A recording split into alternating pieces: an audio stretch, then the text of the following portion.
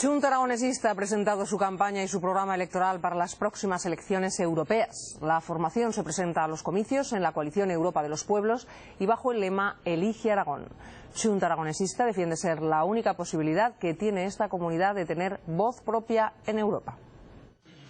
En Europa se toman decisiones que afectan a Aragón y Junta Aragonesista defiende que es la principal alternativa para defender en las instituciones europeas los intereses de esta comunidad.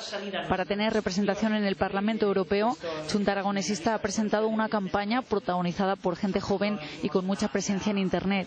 Apuesta por una economía sostenible en una Europa social y plural. Una Europa plural.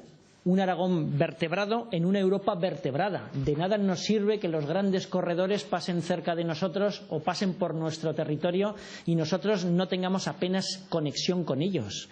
Fomentar otro pilar, que en Aragón se nos da muy bien, la economía productiva. Tenemos que diversificar la economía productiva y tenemos que empujarla, tenemos que animar a nuestros emprendedores. Junta concurre a las elecciones europeas en una coalición de partidos con una fuerte vinculación territorial a la que aportan 7 candidatos.